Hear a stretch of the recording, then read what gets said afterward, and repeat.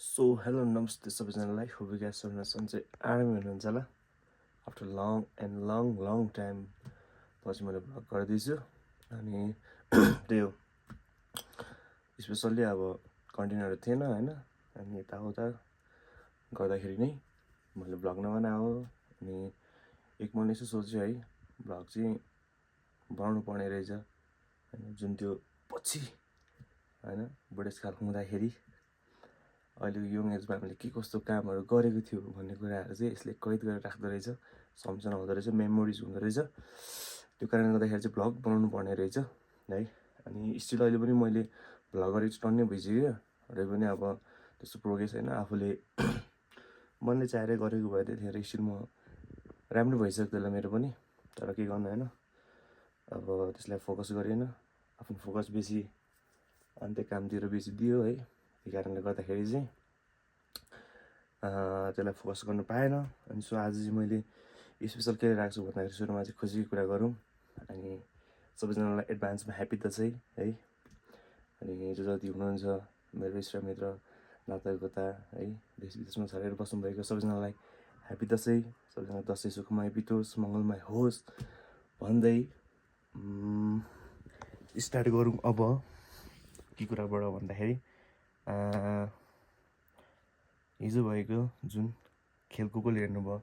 जो फुटबलमा फुटबलमा क्रिकेटमा जो इन्ट्रेस्टेड हुनुहुन्थ्यो उहाँले त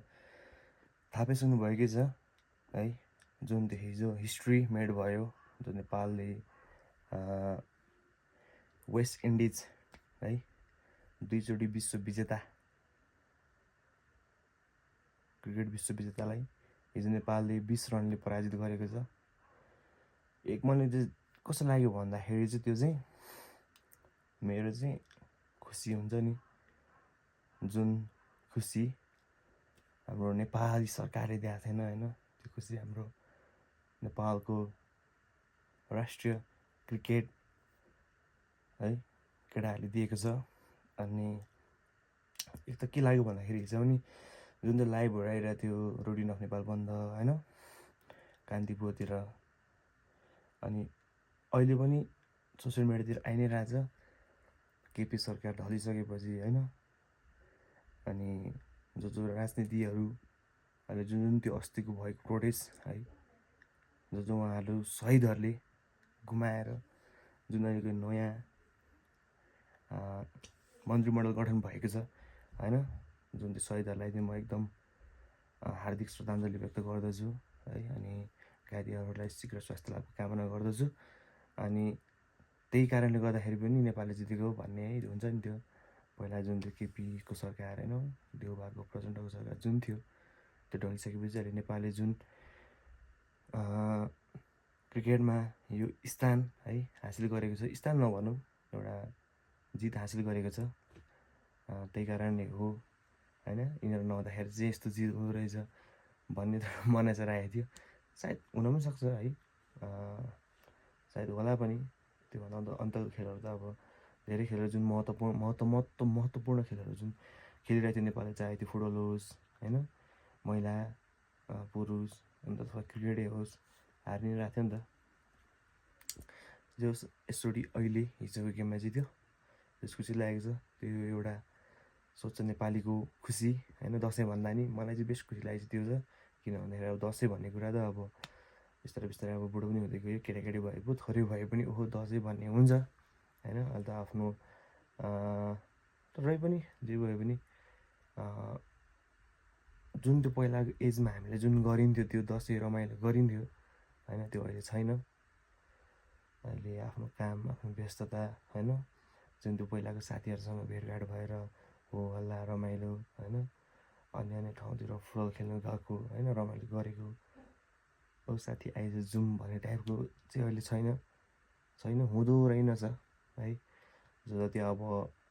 बिस्तारै ग्रो हुँदै हुनुहुन्छ एज अलिकति बढ्दै जाँदैछ जसको जो स्टिल केटाकेटी नै छ धेरै मान्छे नभनौँ केटाकेटीमा चाहिँ अलिकति रमाइलो हुँदो रहेछ अब अहिले चाहिँ त्यस्तो नहुने रहेछ अनि जे भए पनि दसैँमा चाहिँ प्रायः मान्छेहरू खुसी नहुने नै हो किन भन्दाखेरि अब योभन्दा अगाडिको जुन प्रोटेस्ट अहिले विभिन्न दुर्घटनाहरू पनि भइरहेछ, त्यो कारणले गर्दाखेरि पनि है एकदमै नराम्रो लाग्छ। अनि खै त्यो कुरा छोडिदिउँ है, अब दुःखको कुरा नगरौँ होला, अलिकति पनि रमाइलो कुरा आज पहिलोचोटि आउँदाखेरि। त्यही हो। अनि जति मेरो साथीहरू हुनुहुन्छ विदेशमा छोडेर बस्नुभएको छ, दाजुभाइहरू सबैजनालाई ह्याप्पी दसैँ, सबैजना धेरै धेरै सम्झना है केटा हो। अब अर्कोचोटि अथवा कुनै बेला अब भेट भइहाल्यो भने बुढेसकालमा होइन, बुढेसकालमा नभनौँ, भेट भइहाल्यो भने रमाइलो गरौँला, पहिलाको जसरी दसैँ मनाउँला है। त्यही हो बस। सो ह्याप्पी दसैँ केटा हो एभ्री वान। मेरो ब्लगहरू अब आउँछ बिस्तारै बिस्तारै, मैले यसो थोरै दसैँ एडभान्स मेरो केटाहरूलाई है, देश विदेशमा छरेर बस्नुभएको दाजुभाइ तथा दिदीबहिनीहरू जो मेरो भिडियो हेर्दै हुनुहुन्छ, सबैले लाइक सेयर सब्सक्राइब गर्न नभुल्नु होला, माया देखाइदिनु होला है। अनि जो मेरो केटाहरू छ सबैजनालाई मिस यु है। दसैँ यस्तै हो केटा हो, काम गर्नुपर्छ, पैसा कमाउनु पर्ने रहेछ लाइफमा। Everything is money but what, सबै थोक पैसा होइन, तर पैसा सबै थोक हो भनेर चाहिँ मलाई इङ्ग्लिसमा चाहिँ भन्न आएन यार, बिर्सिपठाएँ मैले। त्यही हो गाइज, किप वाचिङ है एभ्री वान। मेरो दसैँ यस्तै छ, सबै दसैँ यस्तै हुन्छ। जो जति आफ्नो परिवारसँग दसैँ मनाउँदै हुनुहुन्छ उहाँहरूलाई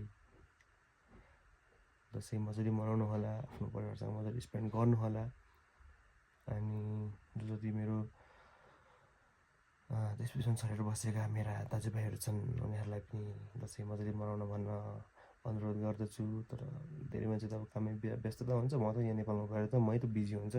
दसैँ मनाउनु मैले त पाउँदैन होइन। त्यही हो, यस इज अ लाइफ, यसरी नै जिउने हो केटा हो, हार मान्नु भएन, किप ग्रोइङ। अनि जो तर जे भए पनि यार, जसले मेरो है स्टिल अहिले 13, 14, 15, 16, 17 जसले मेरो भिडियो हेर्दै हुनुहुन्छ, तर तिमीहरूको लाइफ चाहिँ गोल्डन लाइफ हो। यसलाई चाहिँ कसरी सदुपयोग गर्ने, कसरी राम्रो तरिकाले गर्ने भन्ने कुरामा आफूले ध्यान दिएर केटा हो हेर। पछि अब जस्तै एज 25, 26 होइन, 24, 25, 26 बढ्दै गइसकेपछि अलिकति गाह्रो हुन्छ। सो अहिले नै यसलाई राम्रोसँग सदुपयोग गर, राम्रो कुरामा ध्यान पनि देऊ, रमाइलो पनि गर भन्दै बिदा चाहन्छु। हस्त, धन्यवाद, नमस्ते।